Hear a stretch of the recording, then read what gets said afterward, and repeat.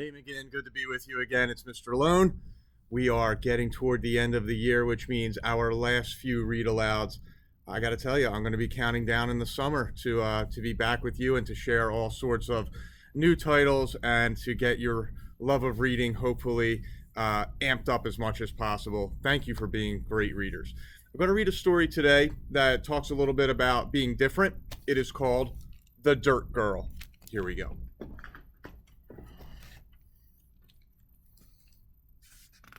And I love the dedication, actually. Dedicated to every child who feels different. Once there was a little girl named Zafira. She had dark green eyes and pale skin. She was beautiful, but her hands, her hair, and her face often had dirt on them. One day, it was time for Zafira to go to school. She was excited. I can't wait to play with other boys and girls, she thought. But when Zafira arrived, the other children stared. Many laughed and teased. Why do you have twigs in your hair? One boy taunted. Did you make that dress? Asked another. Zafira did not understand. She felt sad.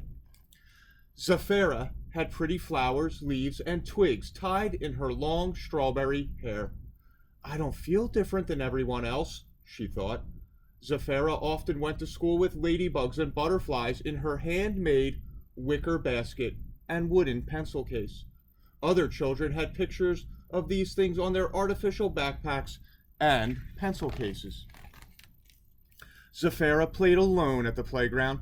The teasing went on for weeks. Zafira thought this must be how children play, so she just smiled. Finally, it was Zafira's birthday. She invited all the children to her house.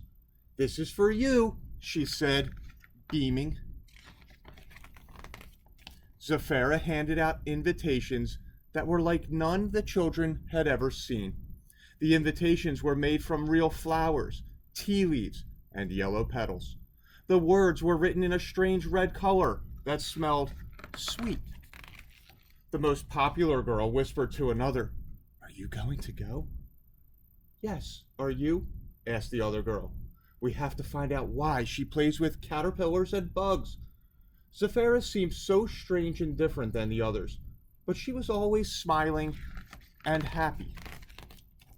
All the children replied, Yes. On the day of the party, Zafira was ecstatic. Welcome, she said, as the children began to arrive. The staring started again, but this time no jokes were made. All the children's eyes were wide with amazement. Zafira's house was a spectacular abode built into the side of a mountain. The walls breathed fresh air and grew with grasses and vines.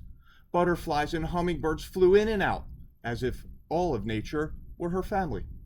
The sun shone in through a beautiful kaleidoscope of light from above.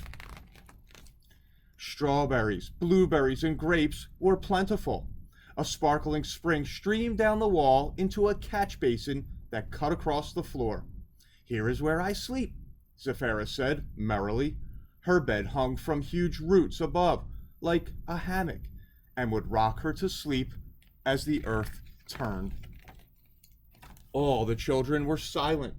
Zafira gleamed with joy as she explained, My house is alive, and the energy of the earth provides for us. Its vibration keeps us healthy and happy. She showed the children everything, including a wild baby deer.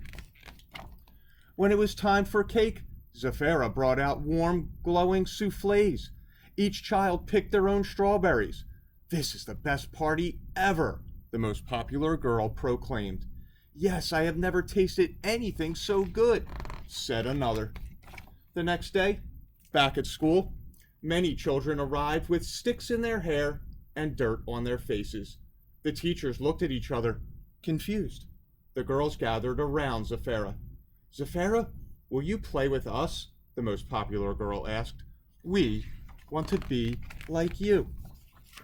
From that day on, Zafira never played alone at the playground. She was always surrounded by other children. She taught them things about the earth that she knew. Many people are afraid of what is different than them, Zafira thought, but hold true to who you are, and others will eventually see your light.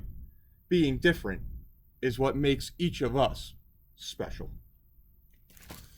So, boys and girls, I hope that message really resonates and clicks with you. We need to be open to all different things in our lives. We need to be willing to learn from one another and to see the value that we all share and that we all possess.